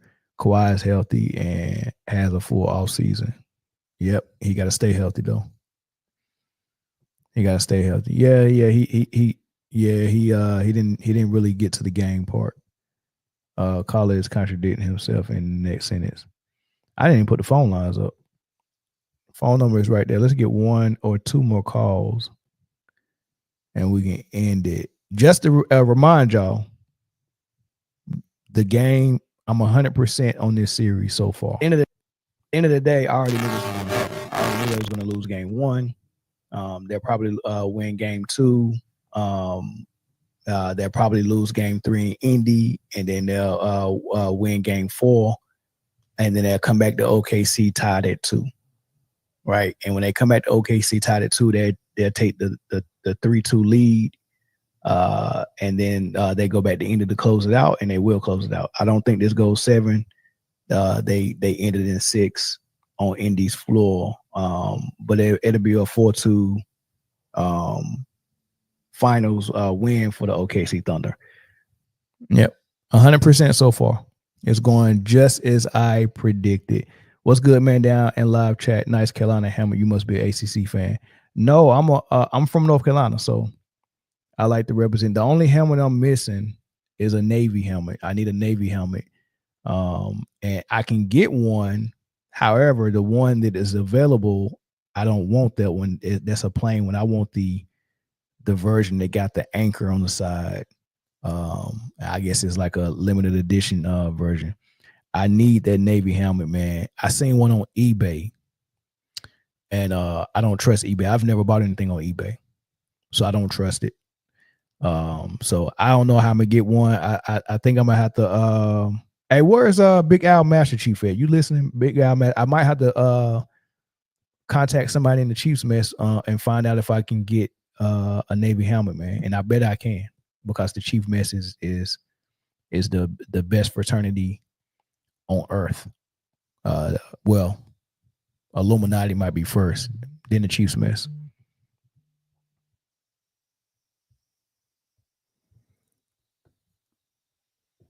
Carla, what's up? What's up, man? It's Roland. How you doing? Roland, what's up, big dog? What's your thoughts?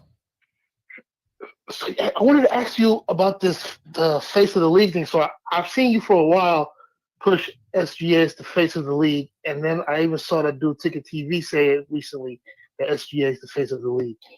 Do you guys really think that the SGA can be the face of the league while LeBron is still playing? So here's my thing, and I say this one time, and I won't repeat it again because I don't like people to get into my thoughts as much. But this is my real true thoughts on it. I don't believe it's really a such thing as a face of the league. So that's number one, right? I don't think that's a real thing. I think maybe when MJ was playing, yeah, but I don't think we've had one since MJ. Right. Good point. So that's one thing. Now the second thing is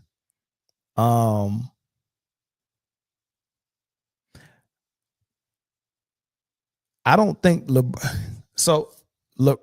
everything that LeBron does, and like most of his stuff is like a facade. So there is an element of the NBA that I think there is a side of the NBA media who might call LeBron the face of the league because he's the biggest name and he's out front and all this stuff, man. And people push him out there, but I think it's like a de facto face of the league. I think it's like you're not really, but it's like I don't know. It's a weird thing, right? No, I agree with you. Yeah, I agree with you. Actually, it's just like the putting LeBron at number 2. It's almost like a de facto thing. Mm-hmm. Where he's not really number 2 all time, but whatever he's done, I don't know, Clutch Sports or the way somebody's promoted him, that it was a 23 jersey, it's somehow it's allowed him to kind of slide into those 2 positions, number 2 all time and face of the league. But like you said, I do believe that he is still the biggest star. I think that more people still would pay money to see LeBron. When they see LeBron's name on the marquee, it probably will attract more people than SGA's name right now. But that definitely, LeBron's not the best player in the world anymore. It's been a long time. That's been over for a while. Giannis has been the best player, Jokic, but neither one of those two, I don't think he could really. They were never the face of the league. No. And I feel like LeBron, and I feel like that's the problem with LeBron not retiring, that we're not going to get a chance. I mean, for me, I don't know if we're going to really even get a chance for somebody to step into that position, because this guy, it's kind of like super senior thing you talk about. No, you're right. You're right. It's always good. Now, I will say this though, Roland. I will say this though. Even if LeBron is in the league or out of the league, I don't really think SGA is. Now, this is the part that I'm only going to say one time, because I need to be able to continue to do what I do, right? I don't think SGA will ever be the face of the league. The only reason why I say that is to make Jokic fans mad. That's the only reason why I do it. That's the only reason why I do it. Yeah, that's funny. Yeah, I mean, well, yeah, Jokic. I don't know what the Jokic fans are thinking. I mean, I don't think Jokic can ever be the face of the league either. I would never make a Ziploc bag full of mashed potatoes the face of the league. I'd never do that. Yeah, I mean, when you see a Jokic name on the marquee, I don't think people are gonna really be too happy because he just does. He doesn't. I mean, yeah, Michael Jordan was just that guy. He had everything. Even well, we don't. I don't. It's hard to even say when Kobe was or if he was. And I know people like Nick Wright will say he probably never was. You can argue that his legal issues did get in the way of him actually stepping into that light. Yeah. I think the biggest stars it was like Shaq, Kobe, and Duncan were kind of sharing that position after Michael left. They kind of shared that position as the face, and then LeBron came in. So here's the thing. So first of all, if we really want to have this conversation, we got to define what the face of the league is, and I think it's a couple of elements for sure that goes into it. So one part of it is if the NBA is taking your image, your name, your likeness, and pushing it to the forefront, and that's the face that we're using to market our league. If you're that guy for the NBA, that's one element. The other thing is how do your peers look at you? I do remember there was a time where Michael Jordan that was like, please come and play with us with the Olympics so we can win. And Mike reportedly, or there's a rumor that Mike said, I'll play as long as Isaiah's not there. And it was like done. Right. Even Isaiah's head coach was like done. We need Mike, right? So that was for basketball reasons and for marketing reasons, right? So you got the biggest star and the best player on Olympics. Now there was a time where LeBron James and the NBA was like, hey, we need to go into the bubble. And everybody was like, nope. Carmelo was like, I'm out. Avery Bradley, all these players was like, nah, I'm good. Jonathan Isaac, I'm good. Kyrie Irving, nah, we shouldn't be doing this. Let's go fight for Floyd and all these things. And then everybody else was like, Bron, what you gonna do? And Bron was like, well, shoot, I got an opportunity to get this ring. We going to the bubble. And everybody was like, we're going to the bubble. So when they look to you, when your peers look to you like that, that's an indication that you might be the face, right? When the NBA lockout was going down and David Stern couldn't get everybody to agree on the new CBA, and they called Shaq in, and Shaq did something to actually make that happen, which is the reason why David Stern gifted them all of those wins against Sacramento and Portland when Portland was whooping them, because I owe Shaq this, right? Shaq didn't start. He didn't start winning championships. That like, okay, we had Phil show up, Kobe started starting, but we also had Shaq doing something to help David Stern in the lockout, right? All of those things happened around the same time the LA started winning. So for basketball purposes, Kobe and Phil Jackson was a big reason why Shaq started winning, but they got a lot of help from David Stern as well, because David Stern owed him that favor.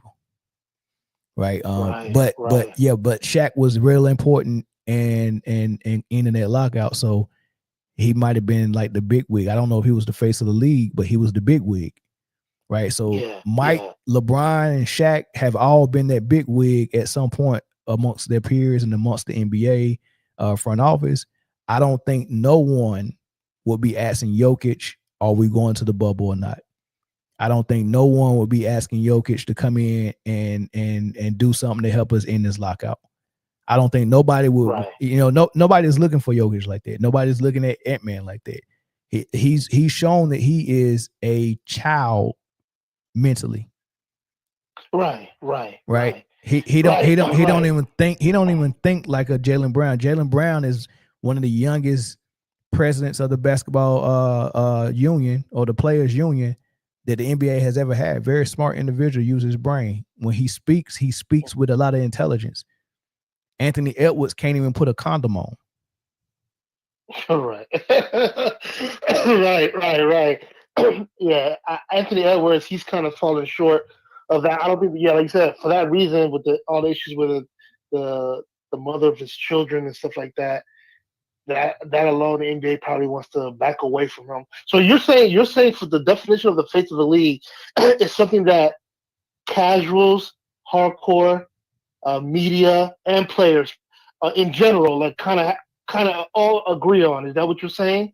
Nah, just the NBA front office and your peers.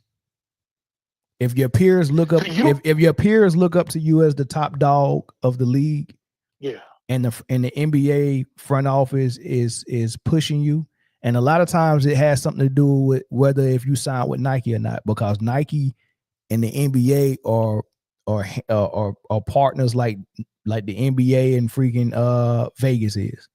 Nike is up there, right? So a lot of times Nike has a big say in who the face is, right? So you just gotta look at all that stuff. I just think like because really I brought up the hardcore and the casual. I'm just the fans.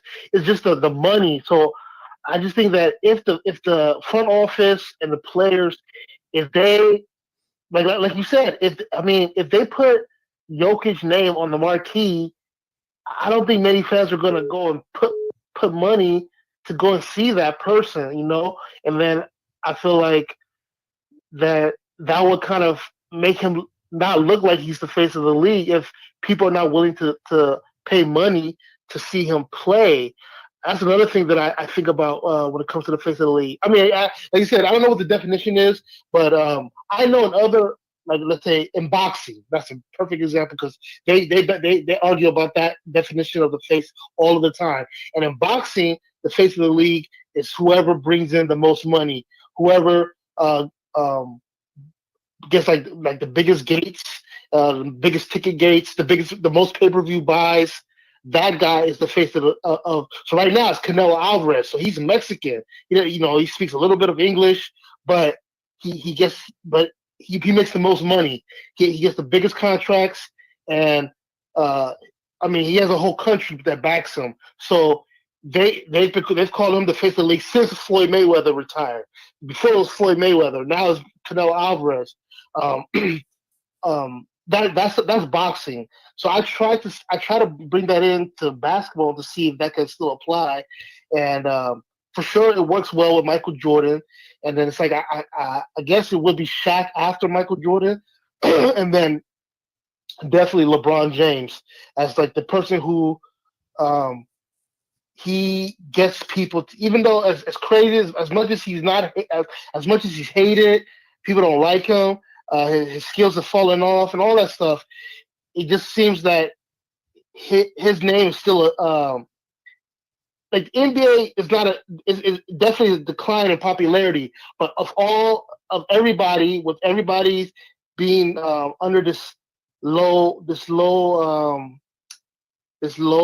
era of popularity, LeBron still kind of his name still kind of pops up out of everybody. Yeah, of course. As the one.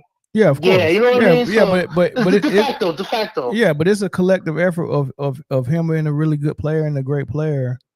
NBA marketing him and Nike marketing him. It's a lot going into that. You know what I mean? So people just got to be able to not everything deceive them so easily, man. And you got to start conditioning yourself to be able to look at propaganda, be able to look at TV, entertainment, social media. You got to be able to look at it and not be influenced, because all of this stuff is going to be something that's going to be very instrumental for how you get food when Antichrist arrives. And that's a whole nother topic that's not sports related. But if you're easily influenced by propaganda in the news, whether it's Fox, whether it's ESPN or CNN, however they're feeding you information, if you eat it up so easily and digest it, and that's what you believe, you're going to be in trouble when Antichrist gets here. Because when he work his first miracle, you go think it's Christ. I agree with you. Let me ask you this. No, so you don't factor in championships at all, because I think that with the face of the league. With the face of the league. Well, if the NBA makes you the face of the league, you're going to get a championship. Right, because you feel like the puppet master is pulling the strings behind the scenes Yeah, to get you the championship, the come referees on, and man. everything. These are businessmen. But I will say this: Shea made a mistake not signing with Nike. I mean, being with Converse, that ain't helping them. Yeah, that won't help them. Yeah, you need to go with the big dogs for Yeah. that. But I feel that if somebody could win, that's a problem. Reason why we're having trouble figuring out who the face is, because we haven't seen anybody really dominate. If somebody could win 3 championships in a row, at least a back-to-back or something like that, I feel like just winning these one-offs like Giannis and Jokic and the Celtics and whoever, just winning these one-offs, it just kind of leaves everybody. Toronto won one, then the Lakers won one. It's just jumping all over the place. So it's like you can't really even use the championship to kind of focus in on a single player, because it's just, you kind of need. I feel like, even, I know you don't. I know, like you said, with the league, they do pull strings and stuff like that. Somehow they haven't been able to pull the strings for somebody to just win at least 2 championships back to back. But I feel that, let's say right now, if SGA, if they lose to the Pacers, yeah, we might go. It might be a while. I mean, even for a de facto, like if LeBron retires, and then if we could just come up with a de facto face, yeah, I don't think it'll ever. I don't think it could be the Pacers or Halliburton. I was thinking that, because when I heard you say it and I heard that guy Ticket say it, so I said, oh, maybe SGA could be. I just feel like, for me personally, LeBron has to retire first for anybody to just at least step into it. Unless you're gonna win a bunch of championships in a row, then you can kind of become that de facto face. But other than that, yeah, I feel like, for me, until LeBron retires, I can't really. It's hard for me to ever see anybody being the face of the league, and that's a sad thing about this guy staying around, man. Man, thank you for taking my call. Appreciate it. All right, thanks. All right. Yeah, face of the league not a real thing. That's just something I play with. Hit said eBay is guaranteed, never failed you. Oh man, I gotta it's hard to trust, man. I'm gonna try it out, man, because I really want that helmet. I really want to replace the NC State helmet with my Navy helmet, because I like 2 darker helmets right there than the white one. And then I'll probably figure out somewhere else to put that NC State helmet. Man, I might put it at the end of the desk over there, but JMJ 2121 said, "Uh-oh, man down, you used to be in the military." Yeah, I was in the Navy 21 years. Did 21 years Navy. Made it to the rank of chief, which is E7. The highest you can go for enlisted is E9. And yeah, 21 years. I would have done more. But I retired. So I retired Navy. And good to go, man. 100% disabled veteran. The Navy messed you up real good physically and mentally. So it is what it is. Caller from Raleigh, what's up? No, hold on. Caller from Raleigh, what's up? And shut YouTube down in the background. Okay. Hey, can you hear me? This is JMJ 2121. What's good? What's good, big dog? You hear me? Yeah. I can hear that sauce you on too. Yeah, but I just had to call you, man. I see you an ACC fan though too, there, sir. Oh yeah. Well, I mean, I don't know if I'm an ACC fan. I used to be a Tar Heel fan, but I'm not a fanatic of any teams. I'm not a fanatic of any player. So, but I am a fanatic of the sport. So I like basketball, I like football. That's about it. But I got those teams representing me being from North Carolina. So I definitely have to represent North Carolina. Yeah, I'll feel you there, sir. But but just think about the NBA Finals so far. I like it. I enjoy it. They're letting both teams play a pretty physical brand of basketball. I can see what the the way the referees call the game is tilting to either team. I can see it. You know, so when I watch games, I observe, you know, I'm observing what the teams are doing. I'm observing players, how they getting their shots, and I'm also observing the officiating as well, man. I observe all that. So it's a different experience for me when I enjoy basketball. Like some people might see a nasty dunk or a nasty crossover and get excited. Those things don't excite me. You get what I'm saying? Like I'm really looking below the surface at the game.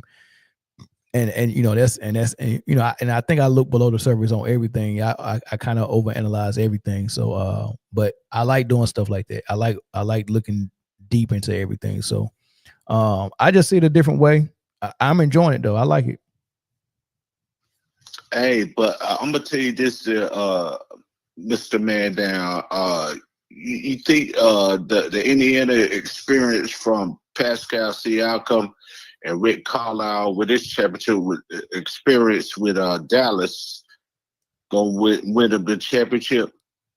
I think it's helping them out for sure. And if they end up winning this championship, then I think that experience would be part of why. So yes. On the other side, though, if OKC wins, you know, Alex Caruso got a chip with got a ring with the Bubble Lakers. So you think they could be possible too? Yeah, I mean everything helps. It's certainly not hurting. Like Alex Caruso's experience is something that enhances the team, right? So yeah, it's not hurting at all.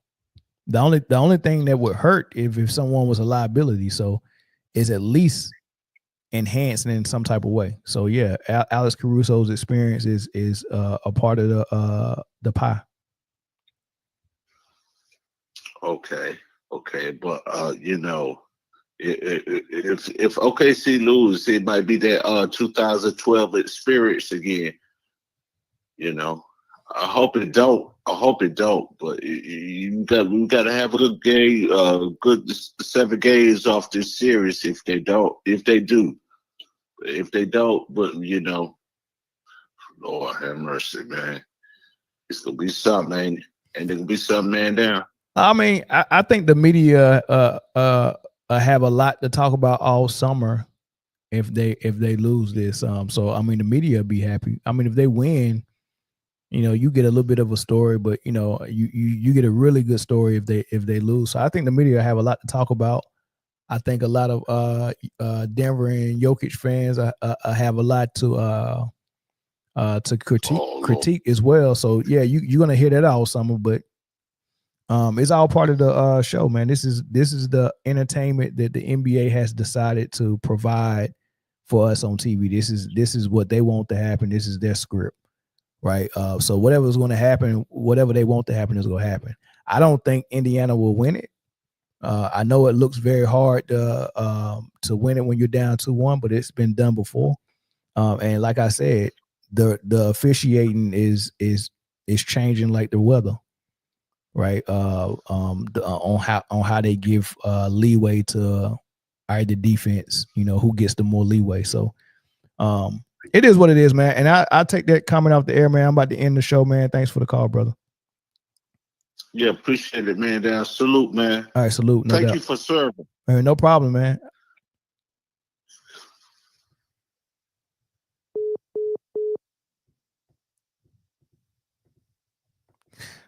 All right, y'all. Man, we got another call. This is gonna be a short one. Let me take this phone number off. Yeah, what's good? What caller? What's up?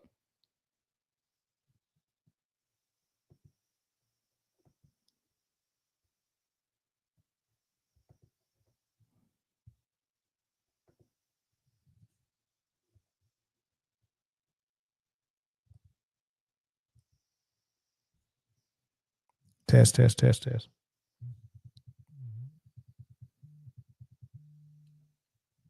All right, y'all. I'm gonna go ahead and end the show, man. Something's going on with my stuff. It's not working right now.